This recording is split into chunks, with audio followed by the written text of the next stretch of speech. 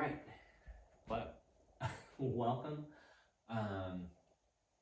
So this is going to be a little bit of kind of the roadmap, my plan of how I plan to eagle my way through through 2024 into 2025. So I realized that I was working far too much with kind of the same results that I've always gotten. And so I think it was Alex Hormozzi that said, if you live the same day over and over and you're not happy with the life that you live, then the day needs to change, right? So that is what I am doing in 2024. We are looking to either eliminate, automate, delegate, or limit basically everything I don't enjoy doing.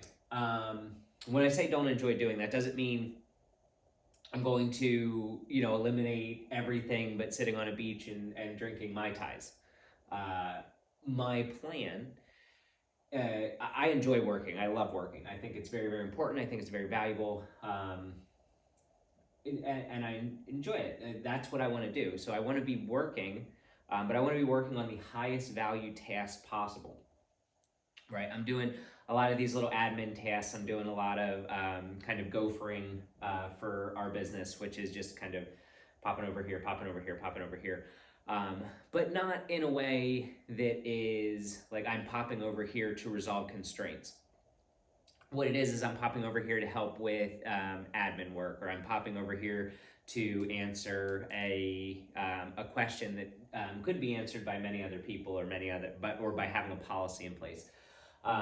And so what this is intended to do is this is intended to significantly improve my access to high value tasks. And that's why we're doing this. So one of the first things I want to do is I want to look for tasks that are high value, replicatable, right? So what are the things in my life that if I solve it one time, I solve it in 5 different areas, right? So that, and like, what are the highest value versions of that? Because like, if I solve a task that, permeates 100 places in my life, and it's going to save me, the time it takes to do that task is 1 second, and the cost to do that task is a total of, say $100 for a dollar per thing, right? That task is not going to be nearly as it's not going to be if it's low value like that. I should probably consider eliminating it or unloading it. But the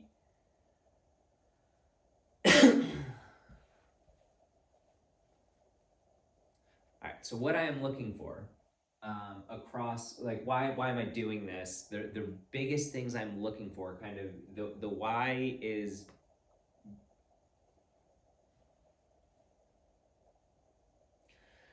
all right, so you have the why behind why I'm doing this, as far as getting back to high value things and growing our business. That is the goal. The goal isn't to just have a business. The goal is to have a business, right? Like, the goal is not to just get where you're going and stay there. That's not the goal of business. The goal of business is to do more business. So that is the plan.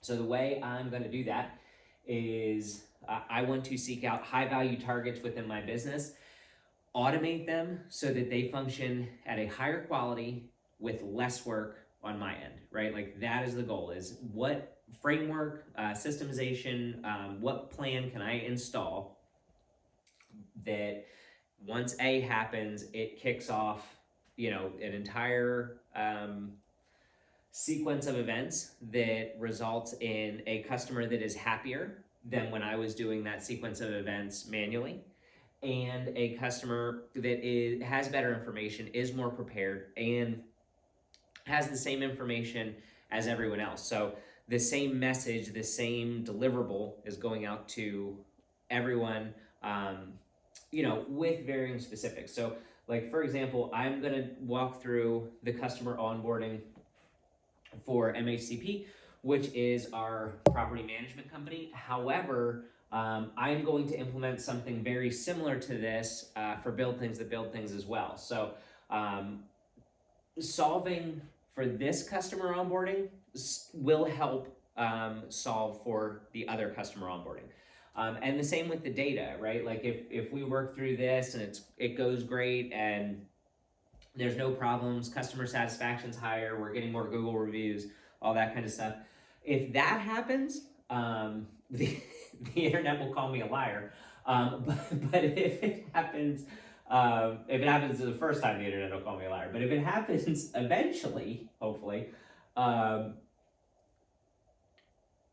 what this will do is this will give me, I don't know, a 50% boost in writing the onboarding for Build Things That Build Things. So I have a framework, a foundation, something that works. And what I do is I am consistently evaluating data and I'm looking for patterns and trends. So if I see something here that really works, or a step that really works, or we do something here and customer satisfaction jumps, or we do something and our speed to onboarding. So that's one thing that I really want to try to get as narrow as possible. And that is from the time that we send you the documents, how long is it until the documents are signed and you're ready to move in? And the reason I say that is because of this effect, right? So I have a daughter who loves getting packages in the mail, right? Loves it. Probably favorite thing in the world is getting a package addressed to her. So what this means is, and kind of what this is, how this is similar, is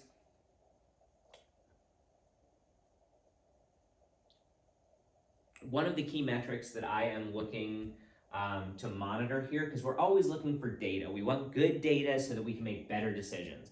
And I talked about that in kind of the next best decision framework a little bit. But the better the data, the better the quality of action you can take. The better the quality of action you can take, the higher quality outcome you will get. Like, that's just science. And so the way this is going to work, kind of the data points that we're looking to collect for this may not be as straightforward as you think, but one of the data points that we are looking to get is from the time that this gets sent out, how long does it take the community member or the client that's being onboarded to get back to us, to sign this and send it back, or click the sign buttons and send back.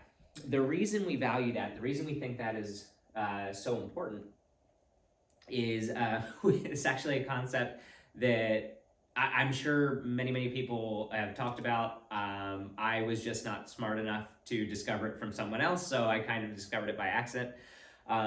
One of the things that is wonderful about being a parent is kids get excited about things that, you know, may or may not require getting excited about. They may or may not require getting excited about. So in this instance, they love, my kids love getting packages that are addressed to them, right? My kids love it. So what this is like is, because usually if they get a package that's addressed to them, it's usually something fun. Like, you know, my children have never gotten an electric bill, right, addressed to them, so they don't know about that kind of mail yet. But when they get a package, it's like, oh my goodness, this is the coolest thing ever. And so they want to open it right away, right? So that's kind of the same idea here. We can judge how well we are doing ratcheting up a customer's excitement by how quickly they get back to us. Are they willing to take their phone, sneak into the bathroom, and fill it out while they're on the clock, right? Like that's the level of excitement. We want them to be so excited to be like, oh yes, finally, I'm so excited to move in, right? And so that's one of the things that we really want to monitor is how quickly are they getting the onboarding paperwork back to us. Because if we send it, a week goes by, it hasn't come back, they're whatever, we're not doing a good job building excitement for them to say, holy shit, I want to live in this community, right? Like that's what needs to be happening. And so that's one of the reasons that I want to make this process world class. Like, why do I want to make our customer onboarding process world class? Because if I can get my customers excited, if I can get my customers excited here, they're going to be excited here being at the onboarding. If I can get them excited there, they're going to be excited to be a part of the community. They're going to be excited to do the community events that we want to do. They're going to be excited to participate in the community initiatives that we want to participate. So don't take for granted trying to get people excited about living at your community or about being a part of the project. And that's the same thing that's going to happen with Build Things That Build Things, right? Is we are going to try to create an onboarding experience so that when our contract goes over to them, because right now, it's very segmented, it's very manual effort. It's very different, a little bit of a different process. It's not a very different process. It's roughly the same, but it's managed by me, so it's a little bit different every time, which is a good thing and a bad thing. But if you can productize this, then onboarding becomes much easier, and I no longer have to spend time. And this is why it's important. I no longer have to spend time doing any of this. I don't have to deal with this at all once the system is built. Obviously you monitor the system for quality control, and like I said, we're constantly evaluating data and customer excitement, because a customer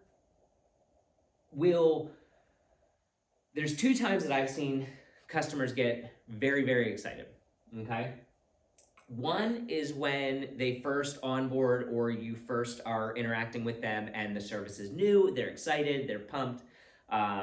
It's very optimistic and very hopeful and very, like, yes, this is what we've been looking for type thing, right? And then the other time customers get excited is when you over deliver. So if, for example, if I said, this is going to cut our management, the time our community managers spend on onboarding by 40%, and that's going to mean that they can, go out and do more violations, or they can, do something that is not administratively preparing onboarding packets, right?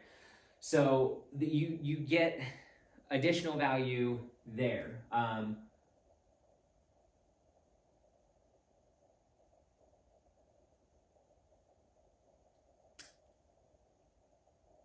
Yeah, that completely killed the flow.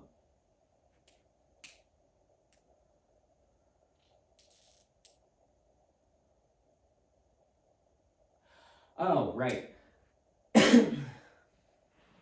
The second time that you'll see your clients and people you're working with get very, very excited is when you over deliver results, right? So when all this happens, right, I will tell you what we're going to do here to over deliver results on the onboarding, because like I said, I think that's important. If you can over deliver and you can create excitement here, so you've created excitement, they're super stoked to move in, this process has been super easy, so you keep that excitement level high, and then you give them, for example, so we are currently very, very close actually to launching our onboarding course for people who move into one of our communities.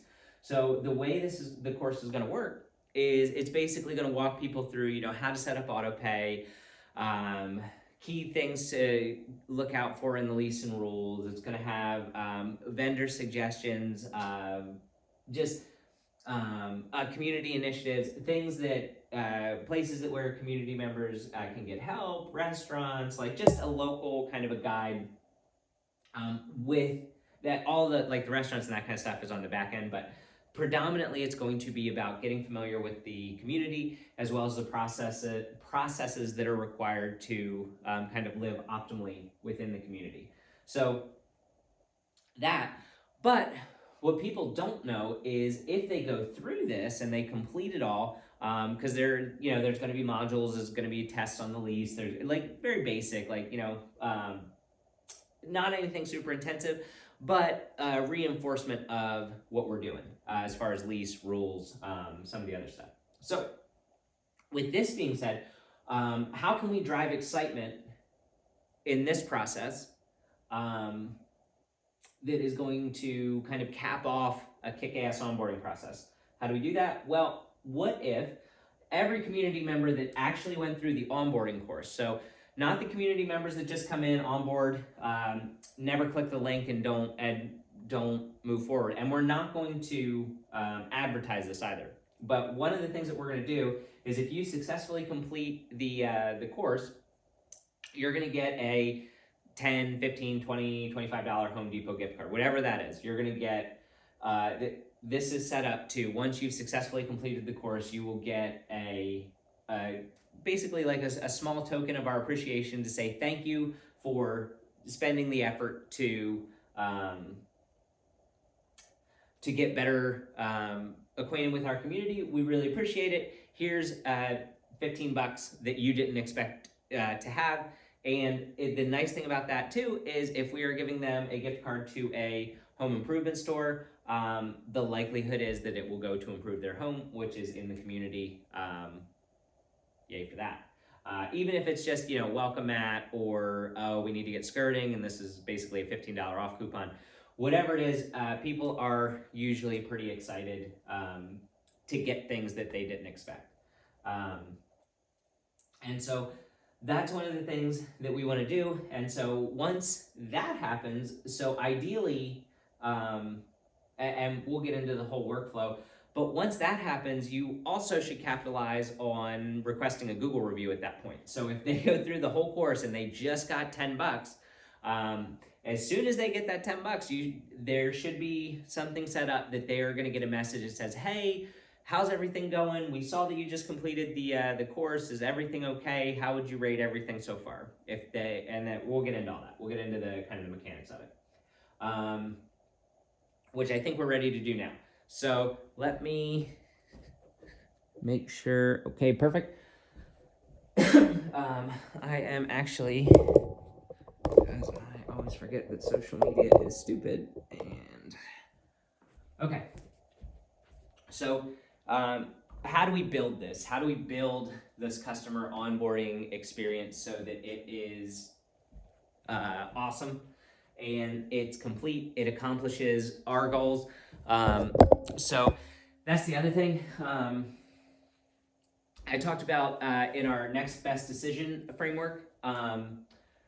What are your goals? You have to have clear goals. And so the goals are not always as simple and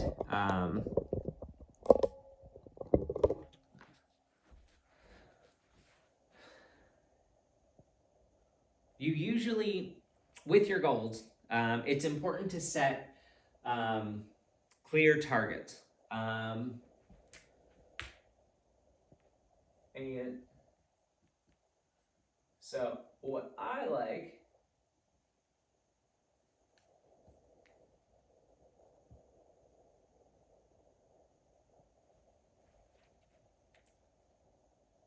submit. I know real estate, not spelling. All right, so let's talk about goals for this, because that's where we need to start. We need to start with what is our intention behind doing this? Like, why even bother, right? So the goal is to have higher community member satisfaction. And how do we measure that? We measure that through the Google reviews, right? We measure that through negative sentiment on check-in tax. We measure it in those kind of ways so that we are ensuring that this drives higher community member satisfaction. We want to make sure that this creates community member touch points. So we are interacting with our community members significantly more by doing significantly less, and everyone is happier, right? So we are engaging with our community members to a much higher degree, and you can do this with all customers. This is the same thing we're going to do. Well, the same thing we are doing in Build Things that Build Things. So the way, sorry. Man, I need to think of goals.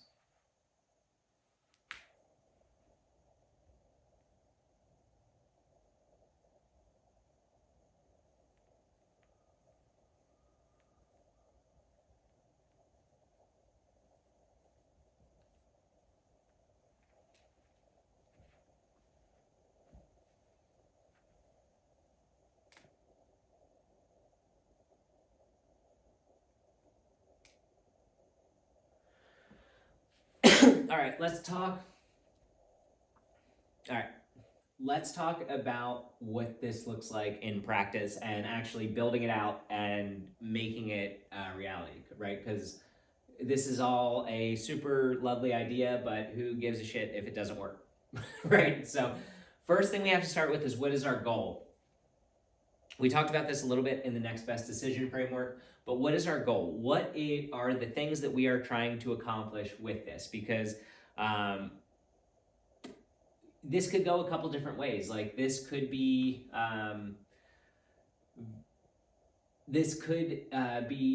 just a very sterile experience. This could be, are we trying to drive community member satisfaction, or are we just trying to get the documents into the community members' hands for signature, right? I don't think either one of those is wrong. I will say that we personally are trying to use this as a customer satisfaction driver. And so the way we're going to do that is we are going to make it personalized. We are going to make it more interesting, hopefully, than most of the onboarding methods out there. And we are going to ensure that our customers know that we care about their satisfaction. We care about their quality of life when they are living in our community. So customer satisfaction, we want to improve our community member touch points. And again, this is the same thing we're doing in Build Things that Build Things. We are, goals are slightly different there, just because it's a different, obviously different business, different clientele, different outcome structure. But we want to improve our community member touch points, because as people get familiar with you, they get comfortable as well. And so as we improve our touch points, hopefully people get comfortable enough to tell us little things about the community that are either detracting from their experience or making it better, so that we can apply it more broadly across the entire portfolio of assets. So we want to drive community member excitement. I talked a little bit about that and kind of why we want to do that.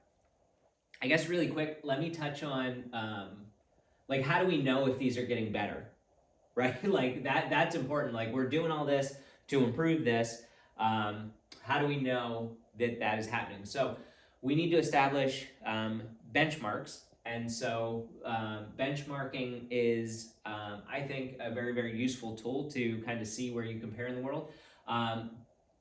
People all the time say, don't compare yourself. That's bullshit. You should absolutely be comparing yourself, not in a negative way, but you should be comparing your outcomes to other people's outcomes, right? If I'm doing this and another company is doing it a completely different way and they're doing it better, I should compare myself to that and be like, well, they are doing it better. I either need to do something more like what they're doing, or figure out why this isn't working and try to make changes. And that's why it's important that we have data, and that's also why it's important that you're comparing yourself, because if you don't know where you stand, how do you know what anyone else is doing? And I'm not saying compare yourself so that you make changes, but the real world is out there, and you need to know if you suck or not. So do what you can to come up with solid benchmarks to compare yourself.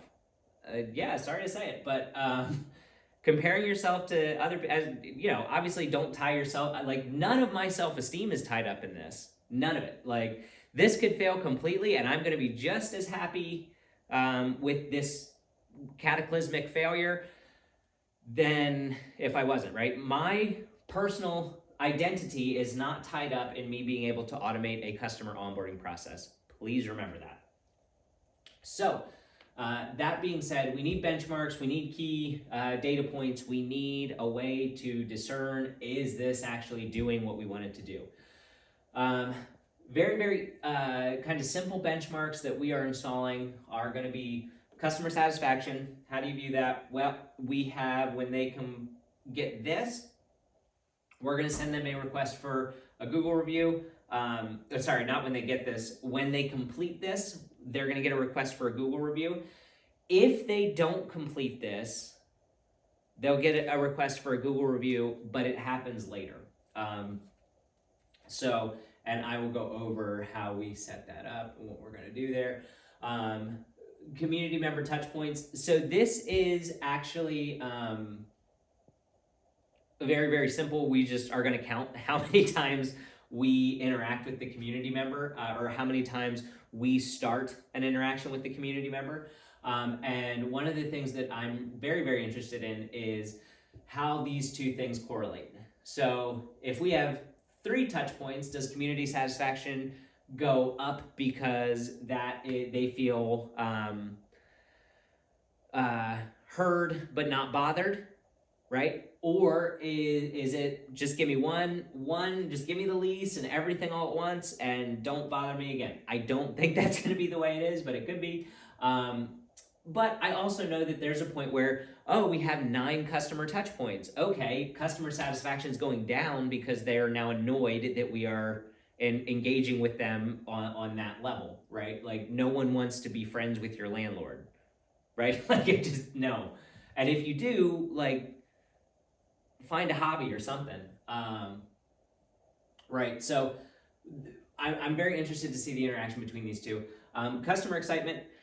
Again, that goes to how quickly are we getting the paperwork that we're sending out back? How quickly are they, when they get the text message that says, hey, you've got a new document for signature, when they get the email that says, hey, these are your docs to join our community, how quickly are they saying like, yes, that's what I want. Like, let me get in there. I'm so excited. I can't wait to get off work today. Whatever it is, like, let's send that back to them as quickly as we can. I want them to be pumped. Very few people are incredibly excited about something and are like, you know what? That came in, I'll just wait. Right? If you're super excited about something and something comes into your email relating to the something that you're super excited about, yay, let's open it, let's click it, let's engage with it, right? So that's the way that we're hoping to gauge community member excitement. And then very simple is to reduce the error rate from all the manual entry that we've been doing. So we are going to kind of walk through what we need to do to automate this now. So the first thing we need to do after we've got our goals and we know what we're doing is we need to figure out what needs to get sent over. So what is going over to our customer? So, it could be a sales agreement, it could be a lease agreement, it could be subscription agreement, it could be like anything that's going over. It could just be, they signed up for, I don't know, a newsletter, right? Like whatever it is that you're going to be sending over to your customers for them to become your customers, right? Like is it a client portal? Is it, what is it that's going over to them that's bringing them into the fold? And again, we want to productize this as much as we can. So what we have here is we have some docs that are global, kind of everyone will get a version of it. These are going to be created in a way that is very specific to ensure that we are jurisdictionally functional. So wherever we're at, we want to make sure that we are compliant with laws, regulations, and all that kind of stuff. So we always have someone local take a look at our plan, our docs, and just make sure that they are in good standing and everything's good to go. So the way our customer onboarding, what we need for this particular customer onboarding experience is we need a lease, we need rules, we need a contact form so that we have their personal information and contact information so that we can get in touch with them. We want, so security deposit and an inventory of the documents that they've signed. So those are all the things that we have right now.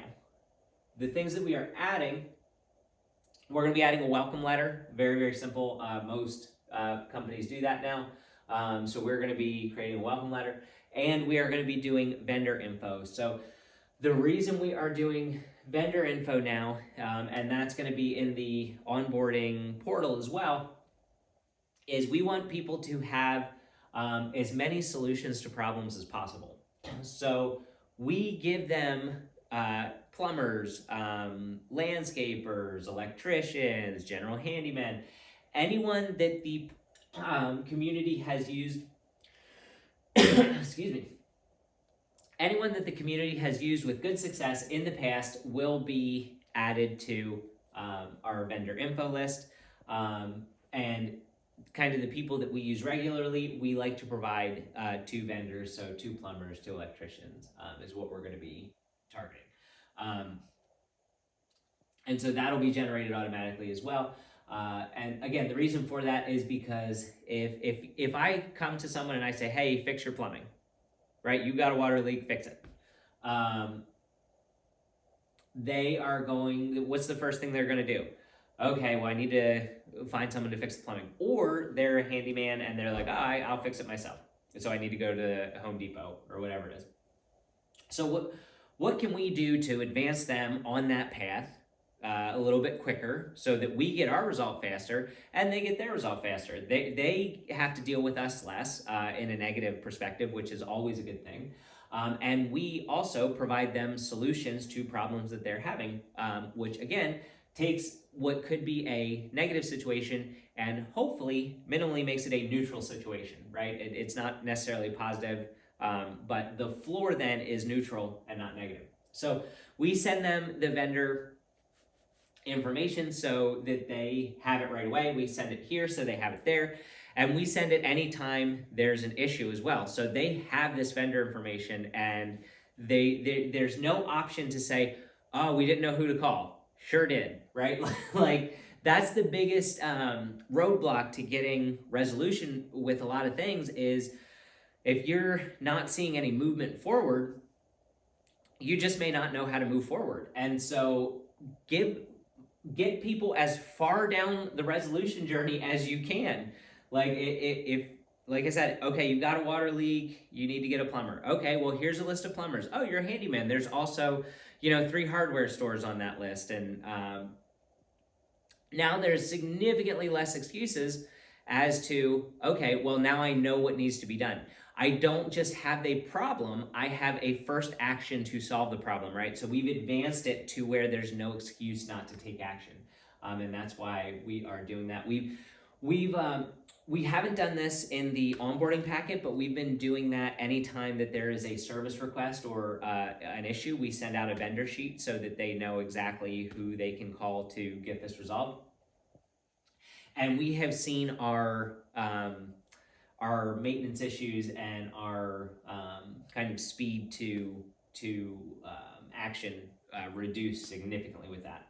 Then there's incidental. So these are things that are specific to different areas, or they are specific to an area and we are currently working on implementing it globally. So Minnesota requires an evacuation plan or a shelter, one of the two. And Missouri, we have a fine schedule if you start deviating from lease and rules too much. So things that we are working on to implement globally is a drug-free housing policy as well as a privacy policy. So these two things are going to get implemented globally, so they'll go up here, and then these two things will stay down here. So effectively, this is going to be created in a way that will be able to be very customizable on a per property basis. So this will be very specific to a per property. But as far as what a customer onboarding experience looks like across the portfolio, it's going to be relatively the same. It's going to be, different docs, same process. And the process, in my mind, is the most important thing, because if we can get that right, it makes it much easier to implement new tenants. So what does that do? What does making it easier to implement new tenants do? It makes it easier to fill vacancies. It makes it easier to screen tenants and find higher quality tenants. It makes it easier to market if you have a little bit of a brand and a kind of productized onboarding. It's never a bad thing in my mind to have a reliable way to gather the same data, right? Don't get me wrong, the data is very different in certain ways, but in a lot of ways, and how people are engaging with the data, and that's more what I care about rather than the actual information. I care about how my community members are engaging with the things that we're doing, and how does this data lead that to a higher quality experience. So what do we need to do? So we've got all this, and now we need to get it out to the community members. What do we do here? First and foremost, does something existing do this? So I talked about in the next best decision framework, I talked a little bit about how you have to be rooted in reality, right? That being said, being rooted in reality means understanding the reality and understanding what you can change about the reality, right? So this is effectively an app, right? Like I can workflow this to an app. So does something existing do this? Do I have something out there that can manage this entire process? Or do I need to create something, pieces of something or a whole something? So I want to write down effectively what my dream process is, and then I want to work through how I can take my dream process, ideally install it across the portfolio and let it work. Now, that being said, what I don't want to do is I don't want to create this process and then immediately roll it out to the entire company. I want to create this process in my mind. This is the way we do it. You can do it however you want, but this is the way we do it. I create this process, whatever it is, and then we roll it out to whichever manager we believe can most competently handle this particular process. So what that means is, and I don't mean kind of handle from a not only a competent standpoint, but also a workload standpoint, a stress standpoint. We want to factor all that in to see who is going to give this the best run, and then as soon as we see that it works, we deploy it as quickly as possible across the portfolio. We will build a training on it and deploy it right away. So that's the goal. The goal for this is to be deployed before April 15th, which should not be a problem. Deployed to ideally our whole team. So if we can beta test this, over the course of the next week or so, work out all the bugs, and so we'll build over the next day or two, then we'll beta, and then we'll hopefully kick out the bugs and have a fully refined process. So the question is, does something do this? Yes. We use a software called Go High Level to do this. It's a kind of it's actually a marketing software, but we've been doing a lot of stuff in it. And as it relates to kind of automating and optimizing. So we really, really like it. But what we've come up with is maybe needs a better name, but we call it the manager entry form, or the MEEF. All I can think about is Arby's. Yeah, we have the MEEF. So with this, so stupid. With this, we're kind of laying out the workflow here. So the workflow is manager entry. How is the manager going to enter this information? As of right now, we're looking at this as a form. So very simple, like a Google form, but within Go High Level, so that it's a little bit more, the data is a little more useful. So then the manager enters. That's going to then create the custom document packet. So it's going to grab all the stuff that it needs, and it's going to get that out to the community member. So it's going to send the community member email. It's also going to send that potential community member, a notification via text. Emails go unread often. And so if you really want to get someone's attention, I believe texts have like, from welcome sources, I think texts have like north of an 80% open rate. That could be conservative, but I think it's I think it's over 80%. I could be wrong. But those statistics are not my thing, but I do know the specific statistics are not my thing. I don't really care about the specific number. What I do care about is that this has a significantly higher engagement than this, but we're not going to send the, you know what, actually, talking through this, maybe we send a link to this via text. So we send it via email and via text, so they can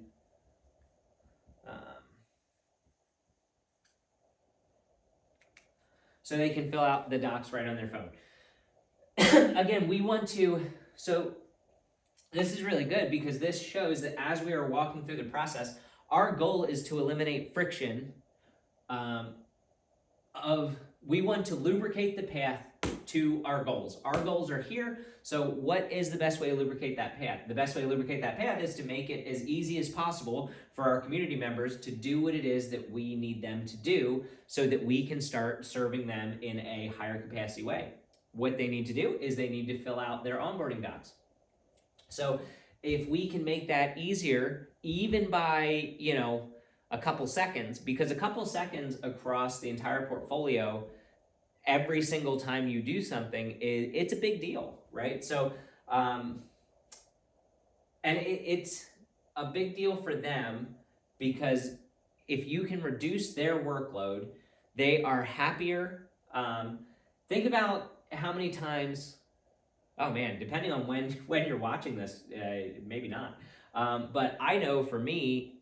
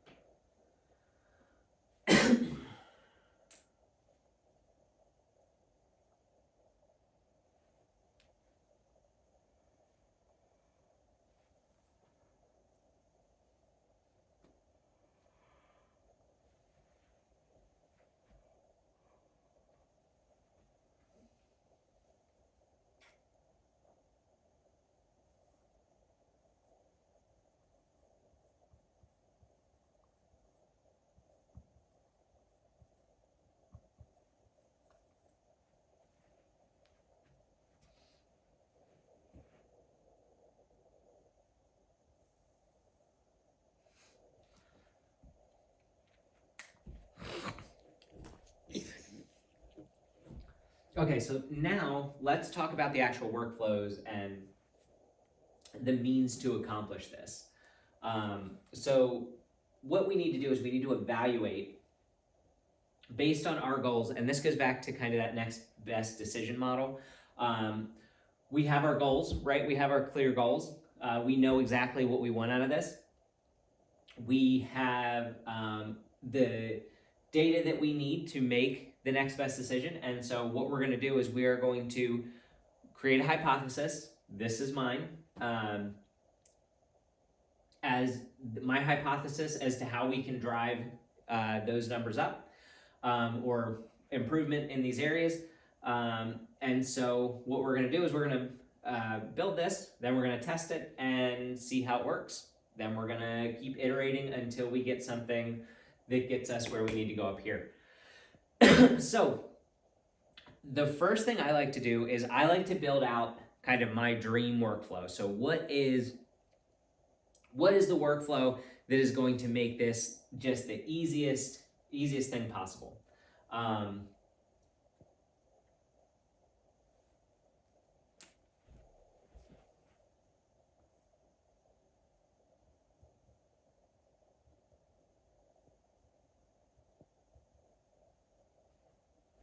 Okay, so what we are gonna try to do is we are going to,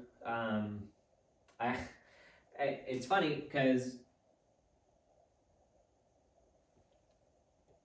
so every time, I've tried to record this portion of the video like 3 times, right?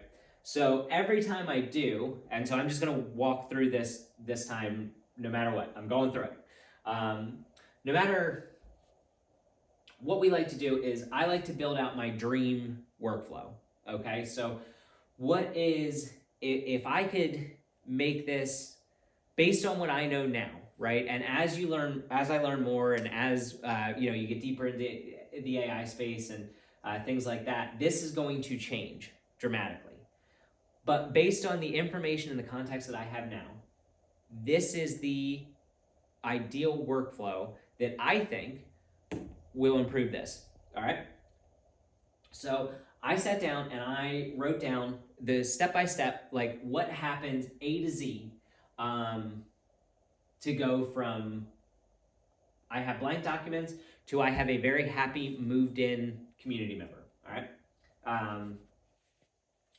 And that's relating to our side of things. So I'm not helping them move. So this is just related to our side of things. So what I do first is I write down exactly my dream outcome, and then I say, does something exist that can do this?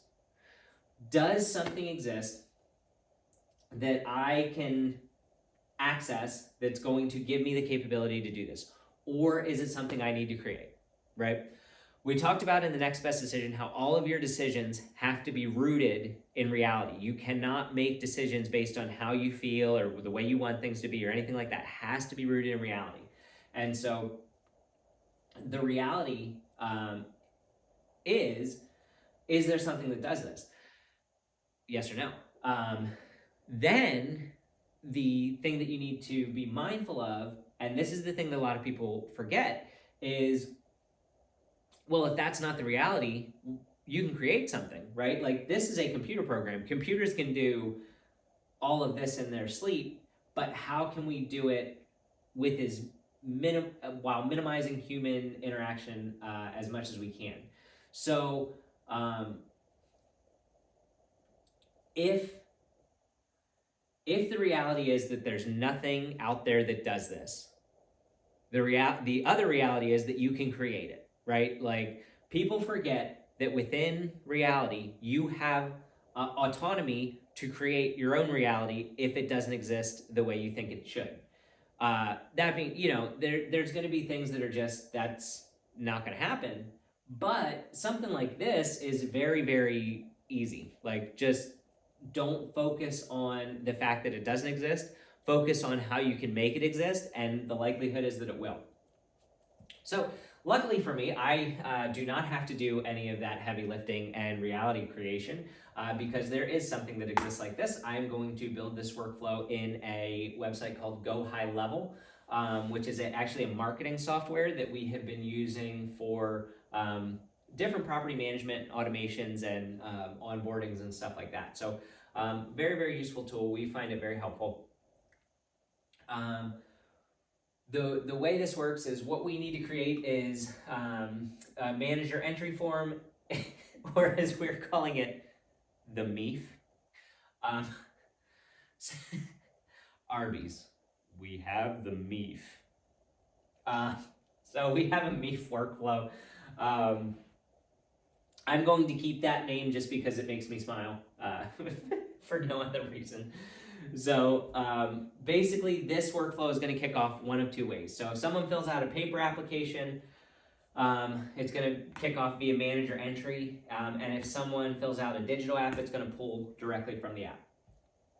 So the way this is going to work is whatever happens is going to create the custom document packet. So whatever happens on that side, the customer is going to get exactly what they need from documentation, titled for them, welcome letter customized to their situation, and just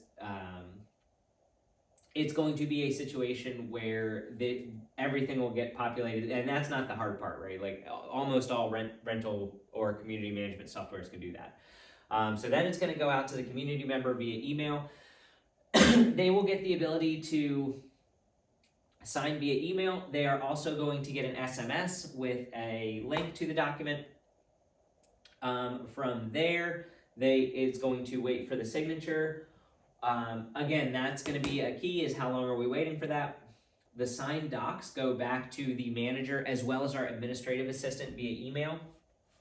We are also going to be implementing a welcome video. So what I mean by that is 9 times out of 10, when you buy a digital product currently, there is some, oh, hi, I'm the founder of, Twiddledinks, or, whatever the company is, there's someone that has a video saying like, hey, thank you for buying our product. This is why we're so excited that you are a part of our family, and blah, blah, blah, blah, blah, right? So, and video does really, really well as far as driving engagement and interaction. So the likelihood is that if we have the community manager send a little welcome video saying, hey, we're so excited you're here. This is what you can expect from the rest of your onboarding experience. If you have any questions, let me know. And then this is all the pertinent contact info, right? Like that's a 30 to 60 second video. Done. And that video gets made one time. It gets sent out to every single community member. And it's another touch point. It's more familiarity. It's just a little bit better of an experience for the consumer, and that's what we're about right now. Our belief is that customer experience is going to be very, very important, especially going forward with kind of the best way to kind of optimize revenue, I think, is going to be by maximizing customer experience. So once the welcome video goes out, the signed docs will get filed. This is kind of an unrelated actually, this should be a line, not an arrow. So there's not really an action, and then the digital docs will get filed. Both in our property management software, our Notion, and our G Drive. So we have a lot of redundancy if we need documentation. Then what's going to happen, and we're going to test this to see whether immediate or await is better. But we're going to wait and send them over. So our initial strategy is to wait, send over the onboarding, so that course that we were talking about a little bit earlier, as well as the review qualifier. So a lot of people are doing Google reviews this way now, from what I've seen, and I think it's really, really clever, and I very much enjoy it. So what it is you send people a review qualifier. So we send them the onboarding if they click the onboarding link. So it's going to split right here. So if they click the onboarding link and go through the onboarding, as soon as they go through the onboarding and get that gift certificate, they're going to get the review qualifier. That's coming immediately on the heels of that. So they just got $10, $15, $25, whatever it is. They just earned that, and now they're getting a request to, hey, how'd everything go, right? The likelihood is that they will think things have gone pretty well since they just got a surprise gift card. And so we will send, like, if this gets sent out and they don't do anything with it, they will get a follow-up email that says, hey, we have a special reward for you if you complete this, just trying to get them to engage with this further. So the review qualifier, and why it's not just a review request, because it certainly could be a review request at that point. But if we send out a review qualifier, what that says is it is a text message that says, hey, how would you rate the service that you've gotten here today? Or the service, how would you rate XYZ community, right? And if 1 through 5, how many stars would you give us? 1 through 5, whatever. Right? However the wording is, and we are, and I say that flippantly. I say like, oh, whatever the wording is. We will be meticulously evaluating the best wording to achieve the results that we want. But for right now, the wording is not important. The actual mechanism is far more important. So we'll send out a request. Hey, how would you rate us so far? If they say 5 stars, we then send them a link to our Google My Business page. Hey, would you mind ranking us on Google? It really helps us out. If they say 4 stars or less, we send them a feedback loop form and saying, hey, is there anything that we could do on our end to ensure that your quality of life and stay with us is a 5-star stay the entire time? How can we do our part to ensure that you feel that we're providing 5-star service, right? So, and then if we can get positive feedback and make adjustments, we will then re-offer the Google review once they have said, hey, this is actually exactly what I want. So what we are going to do then is we are going to wait 1 week and then send a check-in text and just say, hey, now that you've been here a week, what do you think? How do you like it? All that kind of stuff. And again, that will be another, the Google review will actually come here if they've completely ignored the onboarding and the secondary onboarding requests. Then we are also going to beta test quarterly and semi-annual check-ins. We're going to have 5 versions of that. So if we do semi-annual, let's say we have 6 variations actually. Let's do 6 versions. And if we do it semi-annually, people will only be receiving the same text every 3 years. So most people are not, most people don't have memory of specific texts that were sent 2 years ago, right? So this will give everyone the feeling that we are reaching out to them on a very, very individualized level, even though it's just, 6 versions of a similar text. Then the other thing with this is it will give us an ability to test different versions and see what is, if there's any language that is more useful for this, which there's usually language that's the most useful for each situation, so I can't think there won't be. But effectively, that is going to be the entire workflow. We are going to create this in Go High Level. And then I will maybe create a video showcasing how this whole thing works when it's done.